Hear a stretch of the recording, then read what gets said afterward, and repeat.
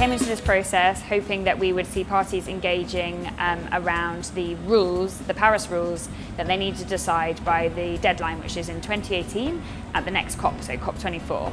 We hoped that we'd make progress in a way that we'd start getting towards textual negotiations, so we'd have text to be able to be discussed.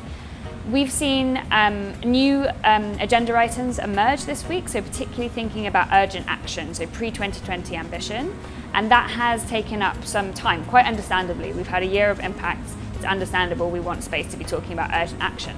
But having said that, it's testament to parties' commitment to Paris that they have also made progress on the elements of the rule book that we want to be able to finalise at that 2018 moment. And we are seeing text on the table, and we are seeing negotiators now move to a process of trying to streamline the text.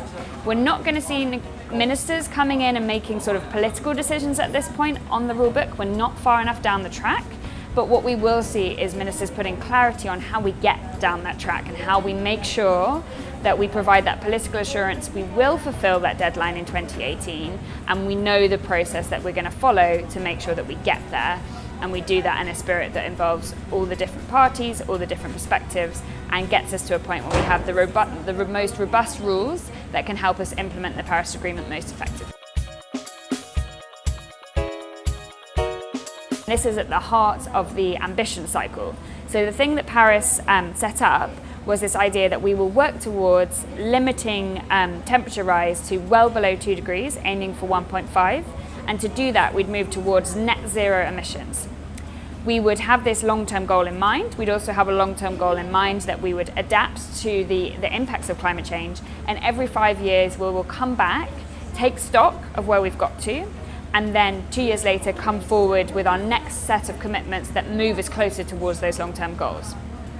That global stock take, that moment of taking stock, we've got to work out how we do that, and we're having discussions about how that could look. So that's another element that's up for discussion. We're also discussing how we provide guidance on the next set of nationally determined contributions and what information should they be supplying, what's common, how do we provide leniency for different kinds of economies, and that is another topic which has been up for discussion. So all these different streams that work towards the rules. In Paris, we decided we're going to bake a cake. This year we work out what are the ingredients for getting there, and next year we work out the recipe of putting it together and making that final package of outcome, that package of rules that make Paris work. So, as expected, the US have played a fairly low-profile role. They've functioned as a negotiating party like they have done in the past. Just like any party, they have a range of different positions, some of them more constructive, some of them less helpful. They are playing a pretty low profile, they're not ruffling too many feathers, and they're engaging as technical experts, not with a political project which is negative towards the Paris Agreement. We have more political actors coming next week. We'll see how that unfolds. But again, we're expecting them to stay pretty below the radar. In fact, I've actually found it quite encouraging how they've continued to engage.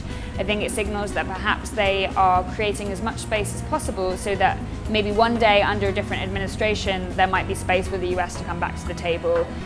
Of course, we want this to be a truly global agreement. We're seeing US actors still moving ahead on climate change, and that will create more space for a US government in future to join in with that effort.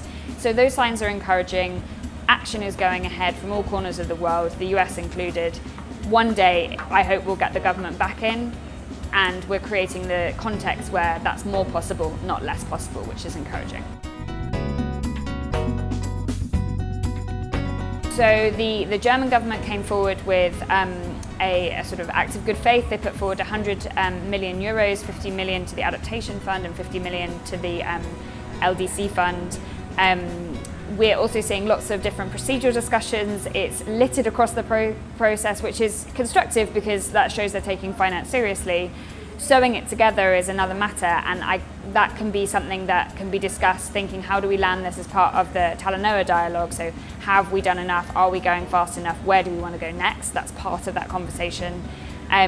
We will see what happens in the coming week. We've also got the Macron Summit to look forward to, and there are a number of discussions about how we talk about some of the more structural elements of finance. So moving beyond the small pot that is climate finance to a broader conversation of how we move financial flows in the world. So things like the Task Force for Climate Risk Disclosure, which came out of the G20, shows encouraging signs that different economic actors are taking the financing of climate-related action very seriously, and taking that level of importance into how they structure and they plan the institutions that they are involved in. So lots to be done on finance. Some things are happening here, some things are starting to happen more in the real world, and we've moved beyond just trying to build an agreement. We're trying to build an economy all over the world, and that involves many different conversations about finance at many different levels. I think we're going to unlock some progress around the adaptation fund. I'm pretty optimistic and hopeful about that.